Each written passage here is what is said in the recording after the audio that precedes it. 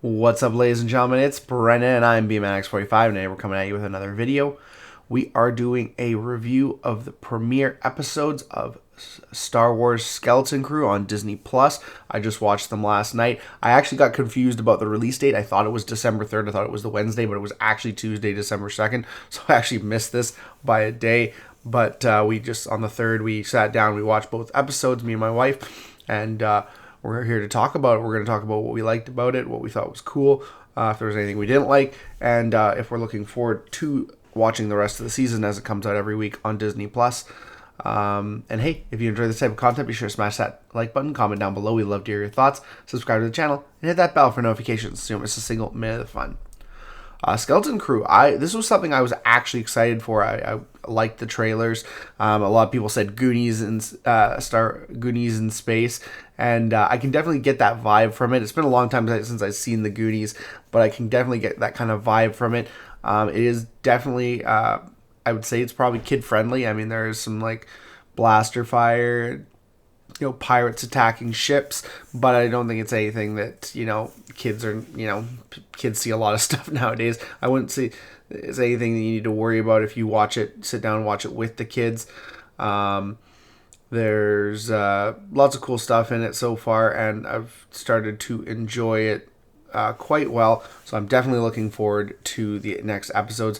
Right, we're not going to try and do any spoilers here, but we're just kind of going to talk about a few things here and just kind of see where we land, and then we may do a spoiler review later on if we do like a half series review, or if we do a full series review at the end.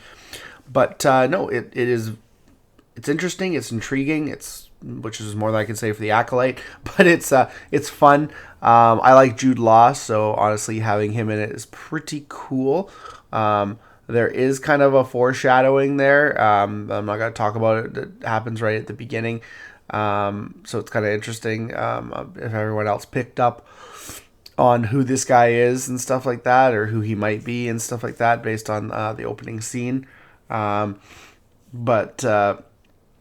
anyways, these kids are on a planet, and seems like that planet is kind of disenfranchised from the rest of the world. I'm trying to think of the word here. It's like solitude, but it's cut off from the rest of the galaxy.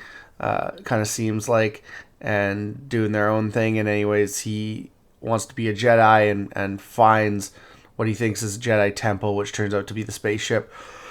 We all know this from the trailers and stuff like that, and they kind of get lost in space. So the first episode really sets that up, and it kind of it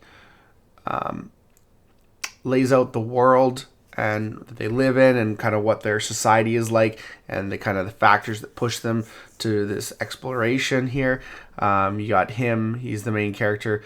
His friend, this is Wilm. You got his friend Neil, which I don't know if it's spelled like actual Neil or if it's spelled some other way, which there's been some debate if this is like the species that Max Rebo is or not. I kind of, it'd be cool if it was, because that honestly, that alien doesn't have a lot of to do in the Star Wars galaxy, but I definitely like Neil. I definitely like his character. He's quite fun, and just honestly, as an alien, he's a cool, like, kind of sidekick best friend alien. So I do appreciate that.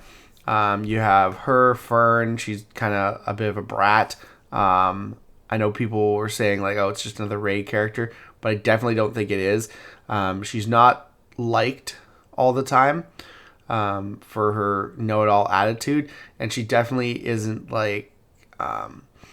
she definitely has reasons for being the way she is, kind of that perfect... that being pushed to be the perfect person by her mother and stuff like that. So definitely has some rooting in actual like character development, and we'll see how things go from there. And KB, this girl here, she's pretty cool. She's kind of the useful, quiet one, which is kind of a common, trope, but it works. The robot's awesome, played by Nick Frost. I didn't realize it was Nick Frost until I was looking at some of the character setup. I hope they get him back. I hope that he's in the rest of the series because he's really cool. We just see Jude Law really at the end of the second episode, which is set up really nice because it's nice that he's kind of there by the end of the second episode. So the pacing is actually quite perfect in the show. I really felt like they did a really great job with the pacing. The first episode gets them off the planet and gets them lost in space, which is kind of perfect. Sets up the world, sets up the adventure, gets them out there into space. The second episode sets up the pirates, basically this pirate, outpost, and them, and a lot of stuff we saw in the trailer really. It sets up them meeting Jude Law's character. So that's really, really cool. So I would say the pacing was perfect. Kind of always felt like something was happening, even when there was a lot of dialogue or exposition or just kind of, funny stuff because they're kids. This is a very kid-oriented show, I would say.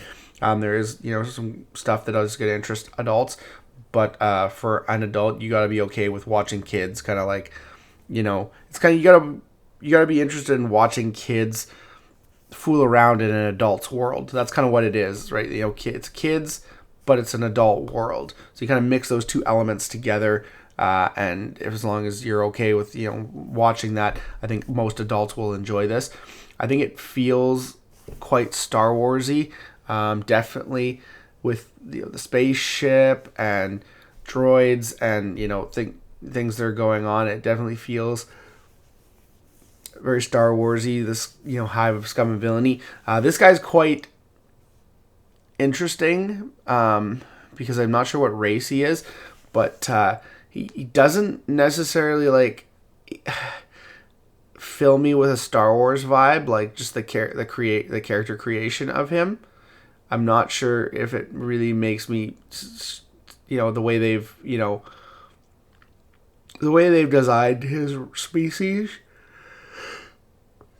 And it might be a Star Wars species that I'm just not familiar with. It just doesn't feel like 100% Star Wars. It kind of feels like something I might see in like a fantasy adventure, like a Lord of the Rings or something like that. But we'll have to see how it goes on, how I feel about that character. The ship's really cool. I like the ship design. It'd be cool if we get a model for it, kind of like the Millennium Falcon's the YT-2400, or if there's a ship name for it that they call. So that'd be interesting to see. Definitely like Neil. Definitely like the aliens. In the they have some of the cool, some of the pirate aliens and stuff like that, and other stuff like that. So it definitely is a pretty cool series. So far, I'm excited. I'm hopeful, which is something I haven't been in a long time because Acolyte just drained my soul so much. But I think this is something could be a really good show. Could get a second season, honestly, if they keep going the way they're going. It would be cool to see cameos at the end. Like if they had a Luke Skywalker cameo at the end of the season, that would be cool. Or something like that. Don't know if they're going to do something like that, but it would be probably received pretty well. But it is a really neat show. And I definitely think that you guys are going to enjoy it. And honestly, when I turned on Disney Plus for the first time in months, I was like, oh, hello again, just because this is the first thing that I've really been interested in watching on Disney Plus. I really haven't been interested in watching anything on Disney Plus in a while now, pretty much since The Acolyte. I don't even watch Bleach anymore because I'm actually onto Naruto. So yeah, it's just, honestly, this probably will drum up some numbers for Disney Plus. I think this could be a big success. I'm not sure if he's actually a Jedi or someone with Force powers, or it's questionable, right? We'll have to wait and see what his backstory is. So we'll see how it is. I like Jude Law, and I'm expecting big things from him in this series. So that's exciting, and I hope he really kind of fills out his role, and it's going to be really good. And I'm going to continue to watch it. This probably every Thursday, Tuesday, when it comes out, and we'll see. Maybe we'll do a mid-season review. I don't know if there's 8 episodes or 6. I haven't really paid attention to that, so I'll have to wait and see how many episodes we get. 8 would be cool. I hate, one thing I hate the Disney Plus always does is they make those 30-minute episodes. Like the first episode's like a nice 48 minutes, right? Well, regular TV was always 40 to 45 with commercials, right? You had about 15, 20 minutes commercials. Regular shows were about 40 to 45 minutes for the longest time. Then they kind of went into the long format, like Game of Thrones, like HBO stuff, where they're like 50 minutes to an hour, right? But you're not getting as many episodes now. You're only getting like 10 per season instead of the old 20 to 24 model they had back through the 90s and the early 2000s. Well, Disney Plus only does like 8 episodes, which is not much at all. They do like a huge amount of episodes, and it's just weird because the first one's always like good size, like 48 minutes, okay, so like 50, almost an hour, and the second one will be like 30 minutes long, and you're like this doesn't get me anywhere. The second episode doesn't get me anywhere. There'll always be like 1 or 2 like 30-minute episodes in like a 6 to 8 episode season. So it's like a sitcom. It's like the length of a sitcom series, almost a little bit longer than your average sitcom show. And it's kind of like, really, guys? Like, you're wondering why you don't have enough time to like flush out the story. It's because you don't like even out the episodes, so you got enough time to like do stuff in every episode. It's just weird. Especially when there's such small series and they take like 2 to 3 years to make. It's kind of what makes, when something's really bad, you're like, it takes them 2 years to make something like The Acolyte that's really bad, and they have these really tiny episodes where nothing happens, and it's just like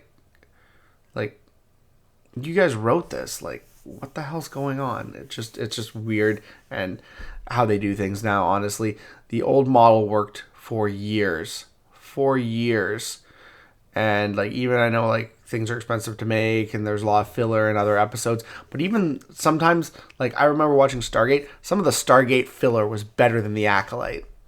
So, I mean, they had a method to their madness. It worked back then. I just think it generally had better writers, but I am hopeful for this. I am enjoying it so far. Goonies in space, hey, I think it's cool, and hopefully we will continue to see great things here. Right now, sitting on Rotten Tomatoes, and I don't really go off of these ratings anyways.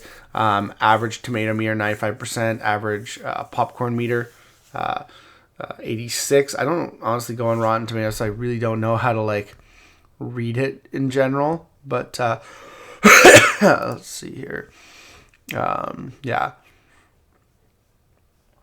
I can't. I'm guessing the popcorn meter is maybe the audience score, and that's you have to let me know because I really don't go on.